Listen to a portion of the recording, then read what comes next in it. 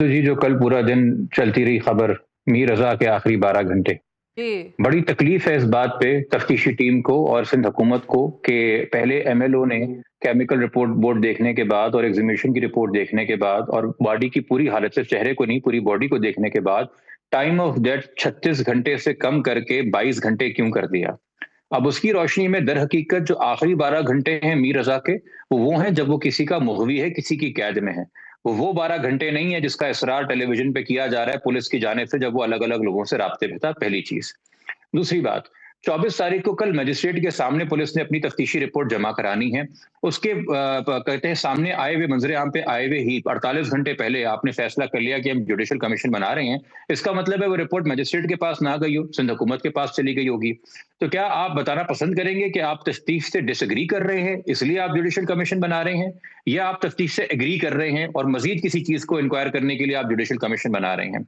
आपको ये भी बताना होगा कि अब तक तो जो पूरी तफ्तीश है, वो जिस दायरे के इर्द गिर्द घूम रही है, वो सारे नए गवाहों के साथ भी और सारी चीज नई टीम की तरतीब देने के बाद भी वो खुदकुशी है। तो क्या अब खुदकुशी के मौके से सिंध हुकूमत भी एग्री कर गई है और अब ये जुडिशल कमीशन बनेगा सिर्फ और सिर्फ मेडिकल बोर्ड के लोगों को मुतनाज़ा करने के लिए, चूंकि ज़ियाल अंजार साहब इस ख्वाहिश का इजहार 10 दिन पहले एक टेलीविजन शो पे कर चुके हैं कि जी, दरअसल जुडिशल कमीशन का मकसद क्या है। चौथी चीज, जब हमने सीएम साहब को खत लिखा 4 दिन पहले और हमने कहा कि आप खुद इस मामले की निगरानी करें, तो पहला तो एक काम करते हैं जो बहुत ही आसान है। जो पिछली मुजरिमाना टीम की कारकर्दगी है उनको सस्पेंड कर दें, कम से कम चले सस्पेंड ना करें, उनको किसी और जिले में पोस्ट कर दें, उनके खिलाफ कोई डिपार्टमेंटल इंक्वायरी कर लें अगर आप क्रिमिनल इन्वेस्टिगेशन नहीं करना चाह रहे।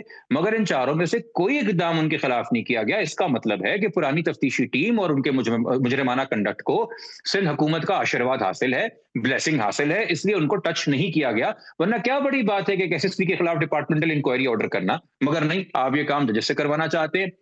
आखिर में जो आपकी नाकामी है, उस नाकामी का सिरा आप अपने गले लेना नहीं चाहते, चूंकि आप इस नोशन को हटाना चाहते हैं कि जी पॉलिटिकल प्रेशर है, तो आप कल को यही नकारा टीम, यही इनकॉम्पिटेंट लोग या ये जिन लोगों को आपने पॉलिटिकल प्रेशर में लिया है, जो पुलिस वाले हैं, इनको आप किसी जज के मातहत कर देंगे। तो क्या ये जज को निकाल के ला देंगे सबूत? अब जज ने जाके खुद तो 161 के बयान नहीं रिकॉर्ड करने या बैठ के जियो फेंसिंग का डेटा एनालाइज करना या सीडीआर देखना, ये तो जजेस का काम नहीं होता। तो अब आप स्केप गोट करना चाहते हैं अदालत को। हमने 5 दिन पहले सीएम साहब को लिखा, प्राइम मिनिस्टर साहब को सीसी किया। मुल्क में और भी इदारे हैं लॉ इन्फोर्समेंट के, आईबी है, एफआईए है, आईएसआई है, एमआई है, रेंजर्स है।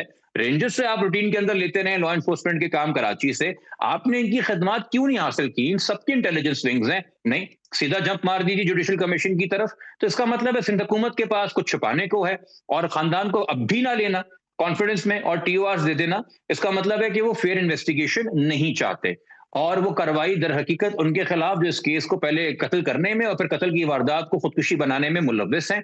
तो इसलिए कल फैमिली की इंस्ट्रक्शंस के ऊपर जी मुझे डायरेक्शंस हैं कि हम सिंध हाई कोर्ट मूव करें, जेआईटी का मुतालबा थ्रू हाई कोर्ट करें और सवाल उठाएं कि क्यों ये जुडिशल कमीशन बनाया जा रहा है, क्या इसके टीओआर हैं, और अगर ये बन भी गया तो चार्जशीट तो तैयार नहीं कर सकता, इसकी तो रिकमेंडेशंस जो है वो बाइंडिंग नहीं होती किसी कोर्ट पे, ये तफ्तीश नहीं कर सकता। देखिए फर्क है, इन्वेस्टिगेशन एक अलग कॉन्सेप्ट है कानून में जो पुलिस या जेआईटी कर सकती है। इंक्वायरी एक अलग कॉन्सेप्ट है जो जुडिशरी करती है, जिसकी एक रिकमेंडेशंस आती हैं। तो इसलिए ये तमाम चीजें आपके सामने हैं और अभी भी जो हमारे ओरिजिनल 24 सवाल हैं उनका जवाब पुलिस नहीं दे चुकी है। अभी भी बहुत सी की जगहों का 24 घंटे का सीसीटीवी फुटेज खानदान को मुहैया नहीं किया गया है। अभी भी जो आई क्लाउड के साथ छेड़खानी होती रही रजा की, उसकी वफात के बाद उसका कोई खुलासा हमारे सामने नहीं किया गया है। एप्पल से जो फोन अनलॉक करवाना था, उस फोन का फोरेंसिक होना था, उसकी रिपोर्ट अभी तक सामने नहीं आई है। तो कल पुलिस क्या जमा कराएगी, किस बेस पे जमा कराएगी, ये हमें जरूर पता है कि जिस फिल्म की शूटिंग चल रही है, इन्वेस्टिगेशन का नहीं पता, बट जिस फिल्म की शूटिंग चल रही है इन्वेस्टिगेशन के कमरों में, उसमें जब गवाहों से सवाल किया जाता है और वो जवाब देते हैं तो कट बहुत बोला जाता है। नहीं नहीं नहीं नहीं, ये बात कैमरे पे नहीं करनी, ये नाम मत ले कैमरे के सामने। ये जरूर हो रहा है उस तफ्तीशी टीम में। तो अगर आपको कल को कोई झलकियां नजर आती हैं, जैसे हम 92 की वर्ल्ड कप की झलकियां देखते हैं, तो अगर इस केस की कारकर्दगी की आपको झलकियां नजर आए कि फलाना गवाह से एक बयान ले लिया, दूसरे गवाह से एक लाइन ले ली और उनको जोड़ के खुदकुशी का कोई नैरेटिव बना दिया, अंदाजा करें मेलाफिडे की। ये खबर आपने भी कल देखी, बड़ा नाम चलाया गया मीर रजा शहीद की बहन का कि जी इनके नाम पे कर्जा है बैंक का, कि जैसे कोई बड़ी तफ्तीश, बड़ा इंकशाफ हुआ है।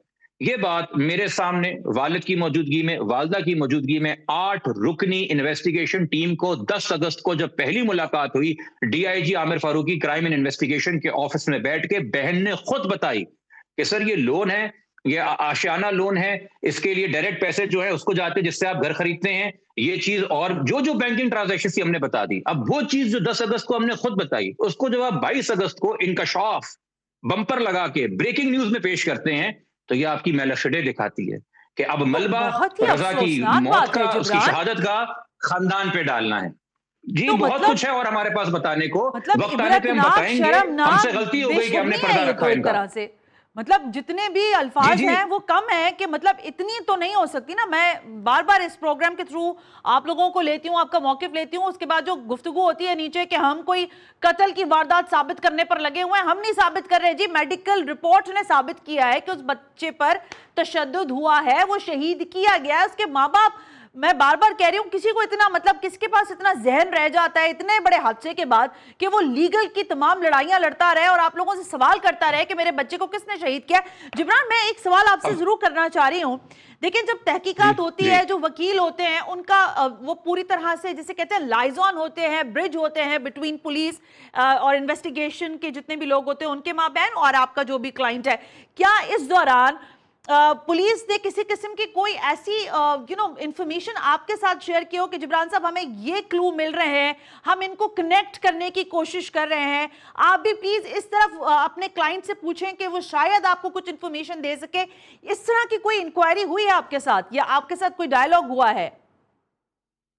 10 अगस्त को जब नई टीम से मुलाकात हुई थी तो डीआईजी आमिर फारूकी साहब की फरमाइश के ऊपर एक व्हाट्सएप ग्रुप बनाया गया था जिसके अंदर खानदान के तीनों अफराद शामिल हैं, मैं भी शामिल हूं और इन्वेस्टिगेशन टीम के सारे सीनियर लोग और केस के आईओ सिराज लशारी साहब भी शामिल हैं।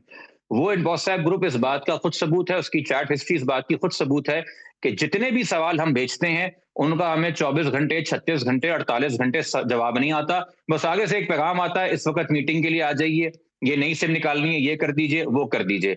हम ये सारे सवाल जो आपके सामने रखते हैं डेली की बुनियाद पे उस व्हाट्सएप ग्रुप पे जाते हैं। आप जो लिएजॉन की बात कर रहे हैं, but they choose not to inform us, they choose not to update अस।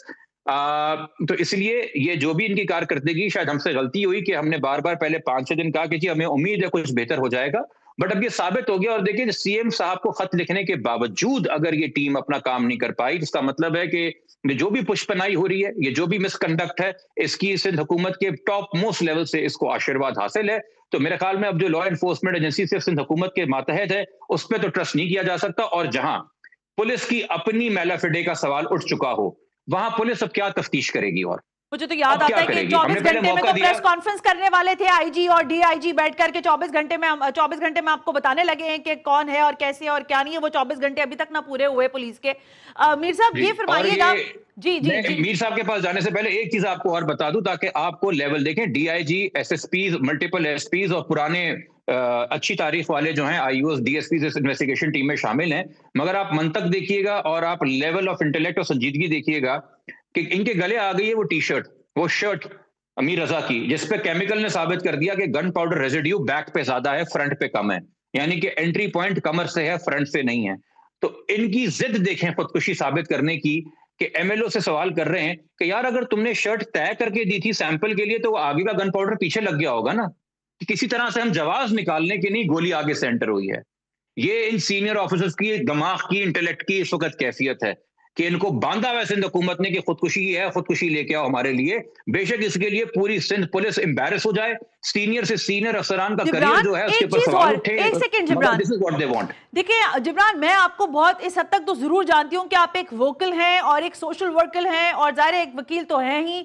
लेकिन जिब्रान देखिए, अगर कोई बड़ा आदमी होगा और हो सकता है अगर जिसका खदशा भी है, जाहिर है आप लोग भी बार बार कह रहे हो और हम भी देख रहे हैं बहुत सारी चीजें माजी में ऐसी मिली हैं, लेकिन इतनी देर तक कब तक छुपाया जा सकता है? मतलब यार 26 दिन हो गए, आपको ये पता चल गया कि वो जो आपका वो है, क्या नाम है, वो जो गेस्ट हाउस है वो किसी बीबी का है, वो बीबी का रहती नहीं है, वो गेस्ट हाउस इलीगल है, वो किसके मत्थे चल रहा है, किसके माथे चल रहा है, एसएचओ चला रहा है कि गुलिस्तान जौहर का थाना चला रहा है। वो मीर साहब ने हमें बोला कुछ चीजें और कुछ हमने भी मालूमात पकड़ी। कौन हो सकता है इतना बड़ा? मतलब पिंकी के केस में 5 नाम आए थे, 15 नाम आए थे, 20 नाम आए थे। जिस दिन 500 की लिस्ट आई थी उस दिन के बाद नाम आना बंद हो गए थे। ये उसमें सारे बड़े लोगों के नाम थे, मैं ये बिल्कुल वसूख से बता रही हूं, बच्चों के उनके। ये फरमाने कौन बड़ा हो सकता है आपकी निगाह में? कौन इतना बड़ा असर रसूख रखता है यार? रोज प्रोग्राम हो रहे हैं मीर के ऊपर।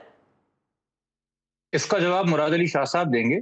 क्योंकि देखिए शर्मिला फारूकी साहिबा भी एक शो के ऊपर वसीम मदामी साहब को ये कह चुकी हैं कि मुझे भी लगता है कि इस केस में जो शामिल है वो कोई बहुत ताकतवर चीज है।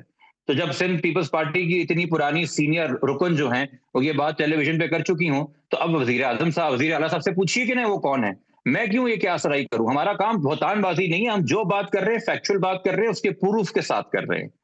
और मैं तो हैरान हूं कि जो चीजें आप लोग बता चुके हैं वो दोबारा ब्रेकिंग न्यूज और लीक कर करके बताई जा रही हैं। That's so alarming for us as well, और हमें भी शायद इसको चेक एंड बैलेंस करने की जरूरत है। मीर साहब, मैं 12 आपको दिन बाद, हमारे बताने के 12 दिन बाद। 12 दिन बाद, मतलब ये तो आप मीडिया से भी खेल ही रहे हैं बहुत सारे लोग।